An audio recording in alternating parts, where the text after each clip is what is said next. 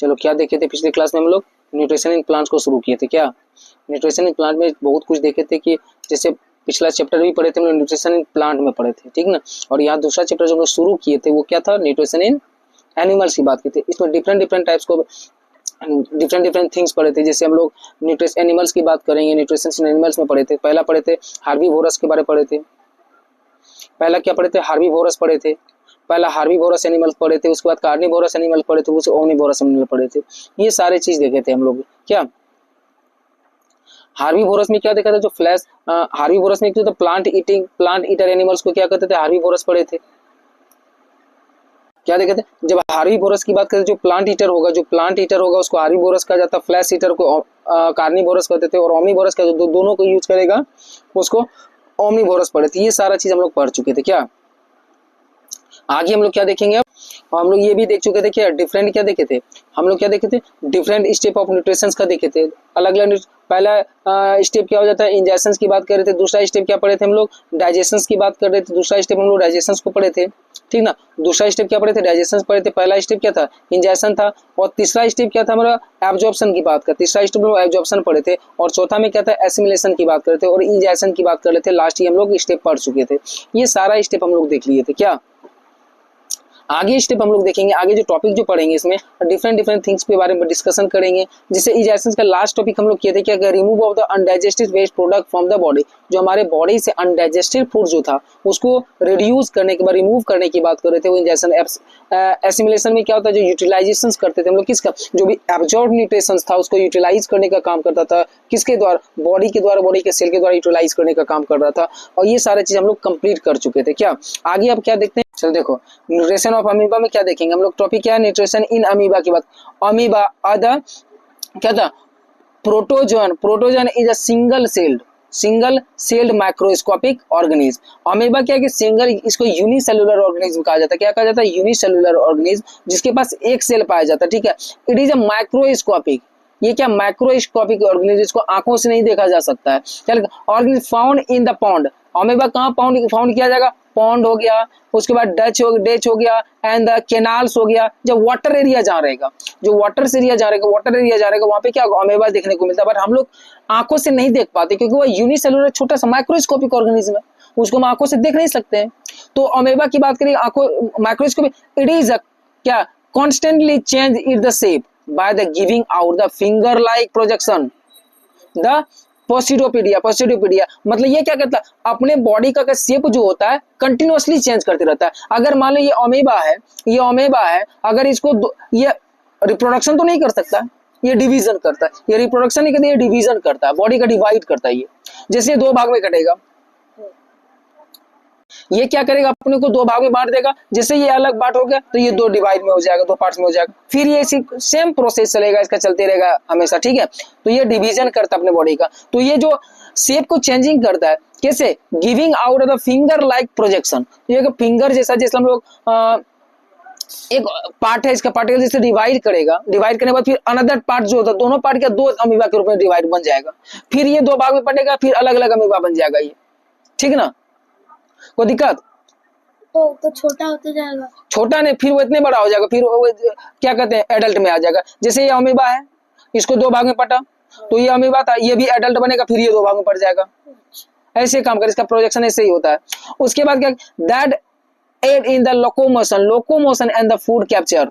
ये क्या करता है? That aid in the locomotion and the food capture. मतलब ये बॉडी के द्वारा क्या करता है? अपना जो मोशंस होगा, मूवमेंट जो होता है, मूवमेंट से, अपने बॉडी के मूवमेंट से क्या करता है? वो फूड को कैप्चर करता है। जैसे यहाँ पे कोई फूड पार्टिकल्स है, यहाँ पे ये अमीबा है, ये धीरे धीरे क्या करता है? पूरे को कैप्चर कर लेगा और अपने गुल्फ जो गुल्फ एरिया जो क्या एंटर कर लेता है, ठीक है। किस प्रोसेस से? प्रेसोडियोपेडिया। इट फीड, क्या लिखा है? It feed on the microscopic plants. ये सिर्फ किसको फीड कर सकता है? बड़ा सा शेर को खा जाएगा, जानवर को बड़ा खाएगा नहीं। ये क्या खा सकता है? ये माइक्रोस्कोपिक तो ऑर्गेनिज्म है, ये ऑलरेडी माइक्रोस्कोपिक ऑर्गेनिज्म। तो अमीबा क्या करेगा? अमीबा क्या करेगा? माइक्रोस्कोपिक प्लांट्स को ही गेन करेगा। और एनिमल्स, जो एनिमल्स फ्लोटिंग इन वाटर, जो पानी में तैरता हुआ रहेगा माइक्रोस्कोपिक, या फिर जाके प्लांट जो होगा उसी को ये फीड करेगा।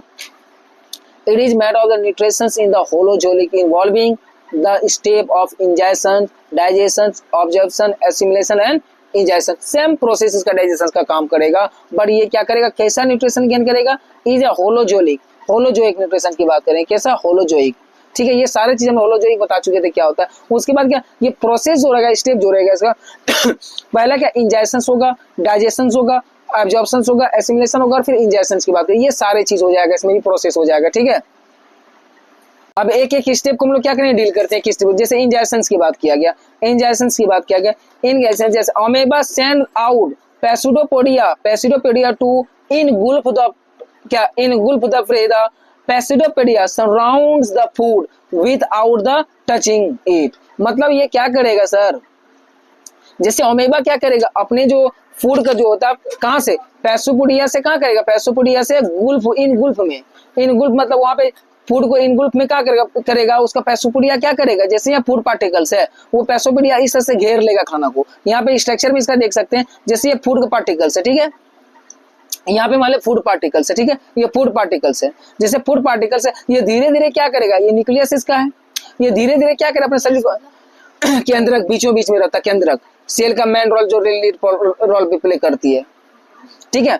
ये क्या करेगा, धीरे धीरे फूड पार्टिकल्स को क्या करेगा, अपने शरीर को, बॉडी को बढ़ाना स्टार्ट कर देगा उसको, और ये पूरे कैप्चर कर लेगा। ये जो इस पार्ट को क्या कहता है, पैसोपोडिया कहा जाता है, इस पार्ट को क्या कहा गया, ये पार्ट क्या कहता है, पैसोपोडिया कहा जाता है। और ये क्या धीरे धीरे अंदर ले जाएगा और इनगुल्फिंग करेगा, और खाना को क्या करेगा, कहाँ भेज देगा, खाना को कहाँ भेज, पैसोपोडिया से कहाँ करेगा, इनगुल्फ की ओर जाएगा, और वो क्या करेगा, later pseudopodia fuse at the tips of the food off on क्या, वैक्यूल्स में, और खाना को कहाँ भेज देगा, जैसे ये करेगा खाना सर, ये खाना को जैसे पैसोपोडिया से अंदर इनगुल्फ में ले जाएगा, और ये खाना कहाँ चल जाएगा, वैक्यूल्स में चला जाएगा, जहां से वो डाइजेशन स्टार्ट हो जाएगा, ठीक है। जैसे हम लोग मुंह से खाना खाते हैं ना, मुंह से इनहेलिंग करते हैं, एंटर करते हैं, वो क्या करता है, पैसोपोडिया के थ्रू क्या करता है, इनगुल्फ में खाना को ले जाता है, और वहां से क्या करता है, उसको किसके पास भेज देता है, फ्रॉम फूड वैक्यूल्स, वैक्यूल कर देता है। उसके बाद डाइजेशन स्टार्ट हो जाता है, इसका डाइजेशन का प्रोसेस करेंगे क्या, इनसाइड द फूड वैक्यूल, वो क्या है, जैसे फूड वैक्यूल में जाता है फूड का particle,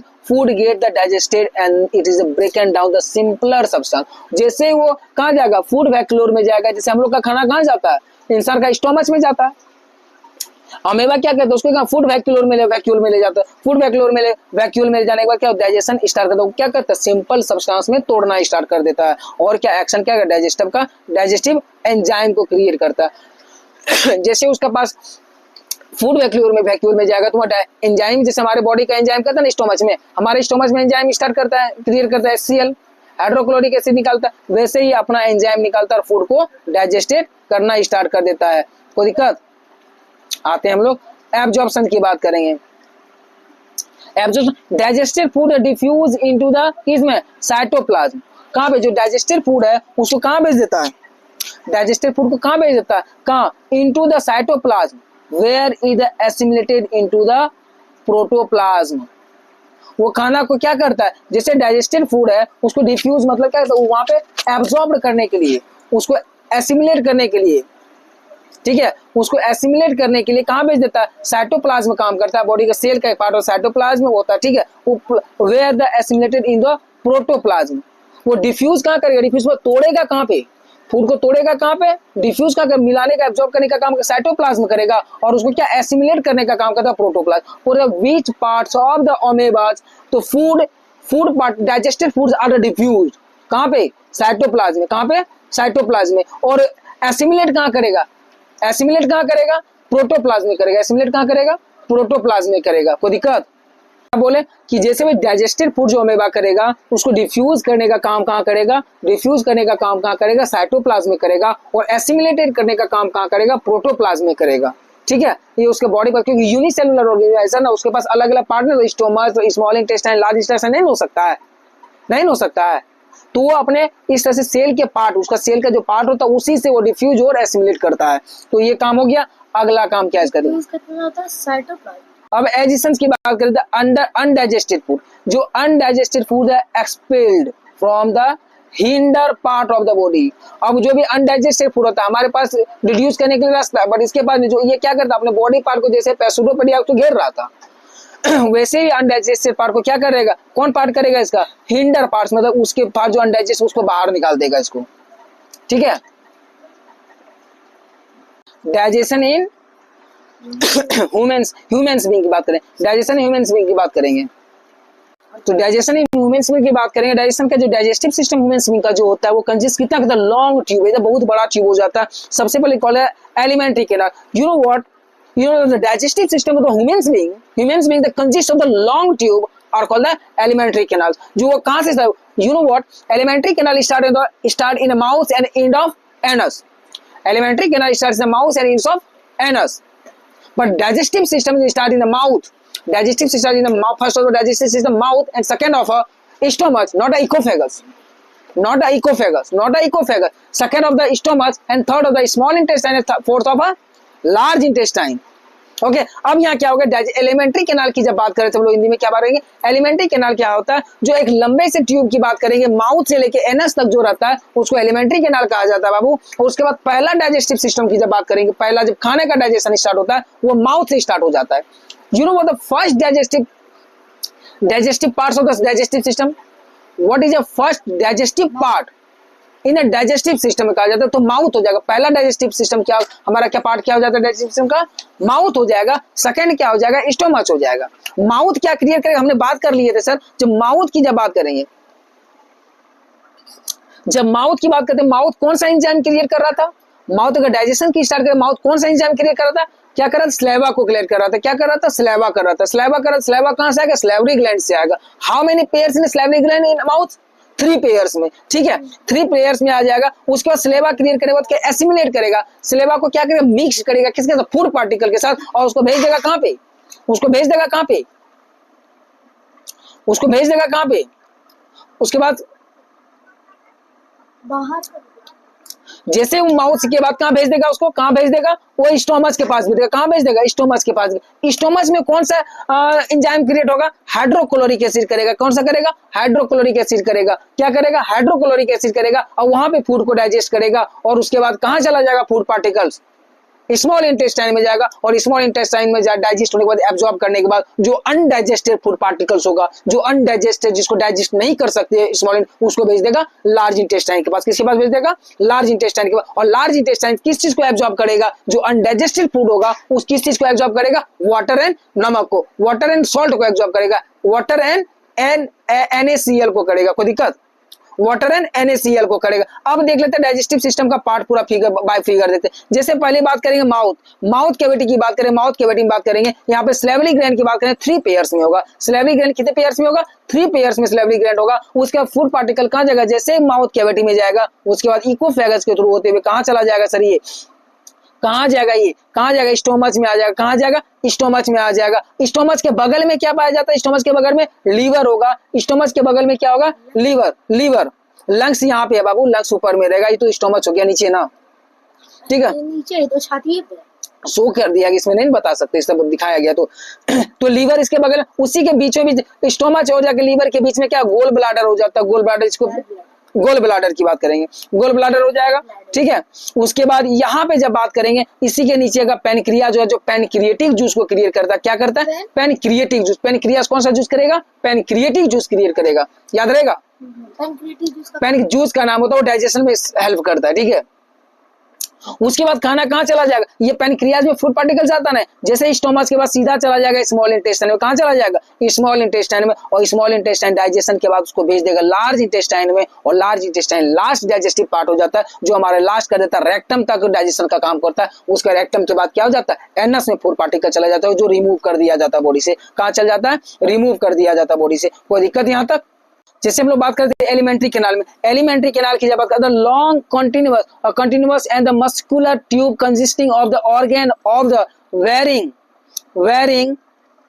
diameter and the shape, it is the adult, it is about the 9 meter। अगर एलिमेंट्री कैनाल की बात करें, question how many metres long, how many meters long is the elementary canal in adult humans, कितना 9 metre का लंबा होगा। कितना metre का, लाइन कितना लंबा हो जाएगा एलिमेंट्री कैनाल। अगर एडल्ट वुमेन्स की बात करेंगे, तो एडल्ट वुमेन्स की बात करेंगे तो 9 मीटर की बात होगा। कितना होगा, 9 मीटर में बात हो जाएगा, ठीक है। आगे, it has the opening at the both ends and the consist of the flowing part. मतलब ये क्या कहते हैं, ओपनिंग जो होगा सर, बोथ एंड्स, यहाँ से भी जब एलिमेंट्री कैनाल के मुंह के बाद मुंह से स्टार्ट होगा, यहाँ से भी ओपनिंग है, यहाँ से भी, और एनएस में भी ओपनिंग है। ऊपर से शुरू करेगा नीचे तक खाम, उधर से भरेंगे पाइप में पानी तो सीधा नीचे निकलेगा। तो कहा सकता है ना ऐसा। ऐसे माउथ भी ओपनिंग में रहता है और एनएस भी रिमूव करने का काम करता है। माउथ इनहेल का काम करेगा और एनएस क्या करेगा, रिमूव करने का काम करेगा। एनएस में लास्ट वाला, हिंदी में उसको गुदा कहा जाता है, जिससे हम लोग वेस्ट मटेरियल को, जो अनडाइजेस्टिव वेस्ट को बाहर निकालते हैं। ठीक है, हाँ।